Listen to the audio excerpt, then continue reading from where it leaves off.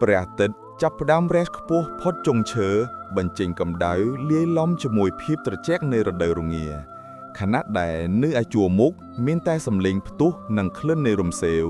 នៅទីនេះបរិយាកាសមានភាពខុសប្លែកគ្នាទាំងស្រុងផ្សែងពណ៌សហុយចេញពីបំពង់ផ្សែងនៃតង់កៅស៊ូពណ៌បៃតងមួយដែលត្រូវបានបោះយ៉ាងរឹងមាំនៅក្រោមម្លប់ដើមឈើទាលធំៗ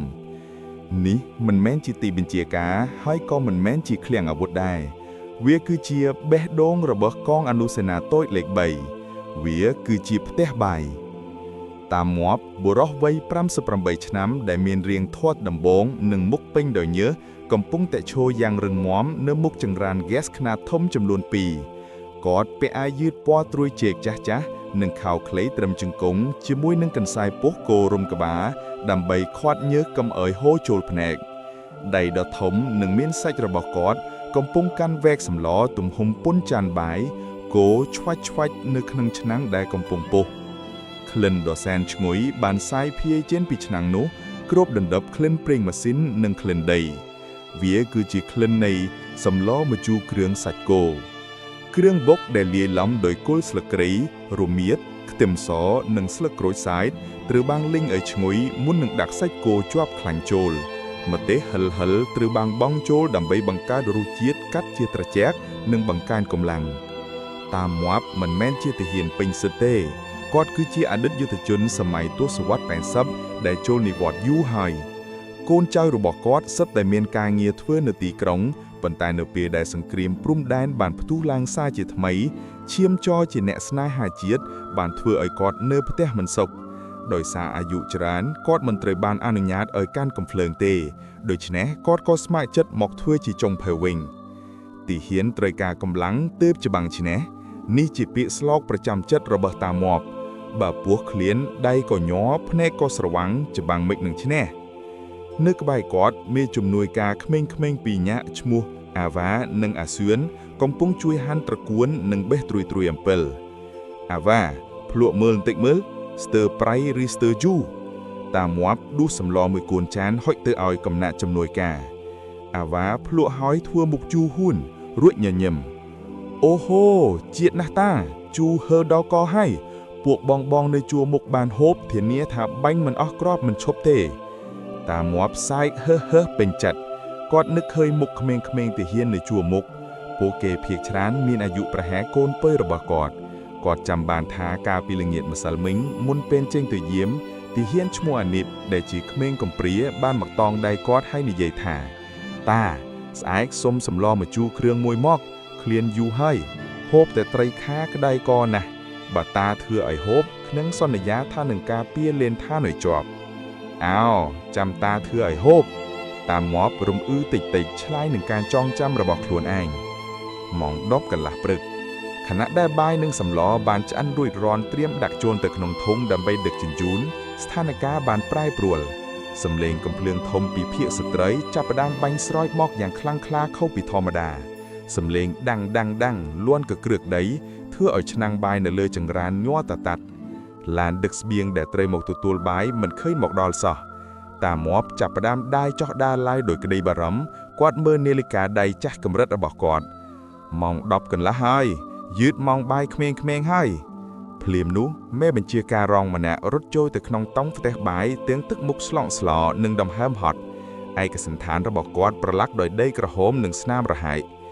តាមាប់ថ្ងៃនេះ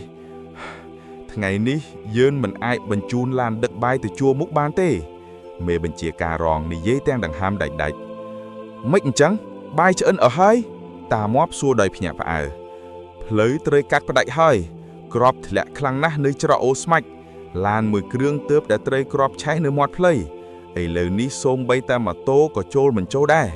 ពួកវាបាញ់គ្រាប់ប្លង់បិទផ្លូវអស់ហើយដើម្បីកាត់ផ្ដាច់ការផ្គត់ផ្គង់របស់យើង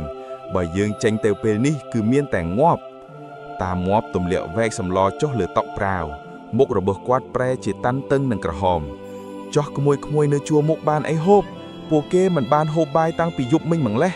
តាំងពីយប់មិញពួកគេប្រយុទ្ធមិនឈប់បើអត់បាយតើពួកគេយកកម្លាំងពីណាទៅកាន់កំភ្លើងមេបញ្ជាការរងមិនអាចធ្វើអ្វីបានក្រៅពីដាវចេញទៅវិញដើម្បីបញ្ជាការបន្តដោយទុកឲ្យតាងាប់ឈរធឹងកំដៅផ្ទះបាយ តាមងាប់សម្លឹងមើលឆ្នាំងសម្លនិងធុងបាយដែលហុយផ្សែង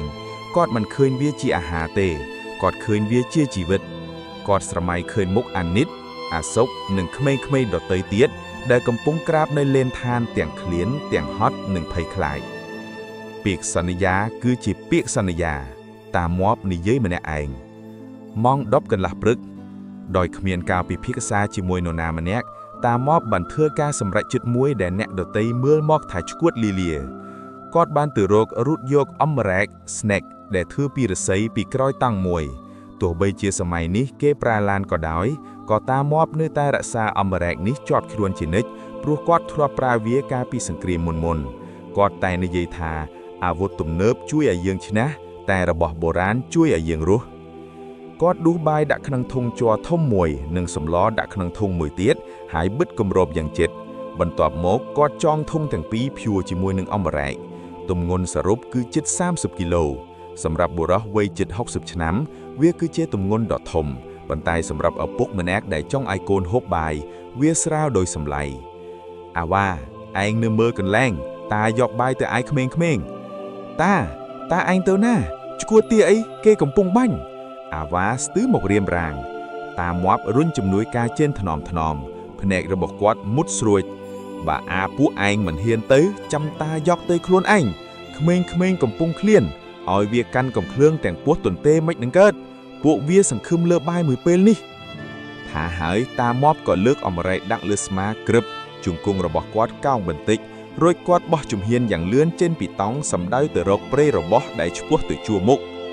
ផ្លូវទៅកាន់លេនឋានជួរមុខមានចម្ងាយតែ3គីឡូម៉ែត្រប៉ុណ្ណោះនៅកាលៈទេសៈធម្មតាគេដើរតែ5នាទីក៏ដល់ហើយប៉ុន្តែថ្ងៃនេះវាគឺជា3គីឡូម៉ែត្រនៃឋានសួគ៌គ្រាន់តែចេញផុតពីតំបន់សុវត្ថិភាពសំឡេងផ្ទុះដាឡានខ្លាំងឡើងដើមឈើធំនៅសងខាងផ្លូវលំត្រូវបានបាក់រលំដោយសារក្របកំភ្លើងដីនៅទីនោះត្រូវបានកែវក្រឡប់ចាក់ចោលមានរណ្ដៅជ្រៅគ្រប់កន្លែងតាមមាប់ដើរផងរត់ផងទាំងអមរែកយល់យកញ័រញាប់នៅលើស្មាញើសហូរស្រោចខ្លួនគាត់ដោយគេយកទឹកមកចាក់អាវយឺតចាស់របស់គាត់សើមជោកជង្គង់ចាស់របស់គាត់ចាប់ផ្ដើមឈឺខ្ទោករាល់ពេលបោះជំហានប៉ុន្តែគាត់មិនឈប់នៅក្នុងចិត្តរបស់គាត់មិនគិតពីគ្រោះថ្នាក់ទេគាត់គិតតែមួយយ៉ាងអានីតប្រហែលជាចាំផ្លូវហើយអាសុកប្រហែលជារំអ៊ឺឃ្លានហើយវីសប៉ាំង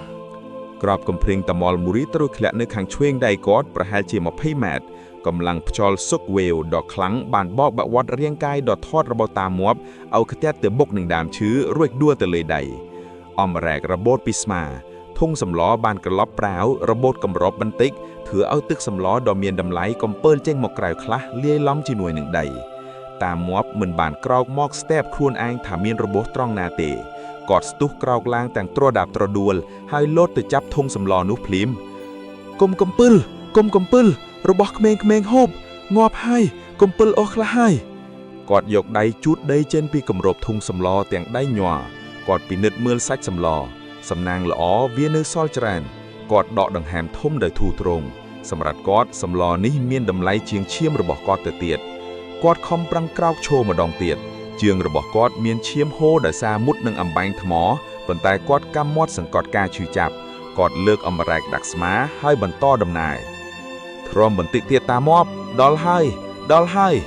គាត់លើកទឹកចិត្តខ្លួនឯងម៉ោង 11 កន្លះព្រឹកតាមាប់បានមកដល់ចាយនីលេនឋានជួរមុខនៅទីនេះក្លិនរំសេវឆ្ងៀមខ្លាំងរហូតធ្វើឲ្យពិបាកដកដង្ហើមសំឡេងកំភ្លើងយន្តនិងកំភ្លើង AK បន្លឺតាត់ដូចស្នូររន្ទះគាត់ឃើញក្បាលទាហានក្មេងៗកំពុងងើបបាញ់តបពីក្នុងលេនឋានពួកគេមើលទៅហត់នឿយនិងប្រឡាក់ប្រលោះអានីតអាសុកតាយកបាយមកហើយតាមាប់ស្រែកហៅពីចម្ងាយទាំងសំឡេងហត់សំឡេងរបស់គាត់លាយឡំជាមួយសំឡេងផ្ទុះប៉ុន្តែវាច្បាស់លាស់ណាស់សម្រាប់ក្មេងៗដែលកំពុងឃ្លានទាហាននៅលេនឋានបានលឺពួកគេងើបទៅមើលដោយការភ្ញាក់ផ្អើលពួកគេមិនជឿនឹងភ្នែកសាច់ខ្លួនឯងទេថាតាមាប់ហ៊ានដើរកាត់គ្រាប់មកដល់ទីនេះតាមាប់ថយទៅវិញទៅកុំមកពួកវាកំពុងតម្រូវគោលដៅអានីតស្រែកប្រមានទាំងភ័យស្លន់ស្លោហើយក្រវាយដៃឲ្យគាត់ថយប៉ុន្តែតាមាប់មិនថយទេគាត់ញញឹមគាត់ដើរចូលទៅជិតដើម្បីយកបាយទៅដាក់ឲ្យដល់មាត់រណ្ដៅនៅពេលនោះហើយដែលសំឡេងដ៏សាហាវបំផុតបានបន្លឺឡើង សំឡេងមួយដែលទៅហ៊ានគ្រប់គ្នាខ្លាចបំផុត Wheeze សំឡេងដែលប្រាប់ថាមិត្តរាកមកដល់ហើយតាម៉បងើបមើលទៅលើគាត់ដឹងថាគាត់រត់មិនរួចទេគាត់មិនអាចរត់ចូលលេនឋានទាន់ពេលទេគាត់នៅកណ្ដាលវាលនៅវិនាទីចុងក្រោយនៃជីវិតគាត់អ្វីដែលគាត់គិតមិនមែនជាការរត់កេះខ្លួនដើម្បីយកសុខទេគាត់ដាក់អម្រែកដាស់ចុះយ៉ាងលឿនដូចភ្លេចបន្សាគាត់ទាញធុងបាយនិងធុងសម្លមកផ្អោបគ្នាជាដុំមួយហើយគាត់លោតទៅសង្កត់ពីលើធុងយ៉ាងពីរនោះគាត់យកខ្នងដ៏ទូលទូលាយនិងមានសាច់របស់គាត់ធ្វើជាគម្របការពារអាហារគាត់យកសាច់និងឈាមរបស់គាត់ធ្វើជាអាវក្រោះការពារសម្លម្ជូរគ្រឿងរបស់កូនដាំងផែនដីរងាស់រងោផ្សែងខ្មៅហុយទ្រលោមគ្របដណ្ដប់រាងកាយរបស់បុរសចំណាស់និងលេនឋានទាំងមូល15នាទីក្រោយមកការបាញ់ផ្លោងបានស្ងប់ស្ងាត់បន្តិចហើយដោយសារ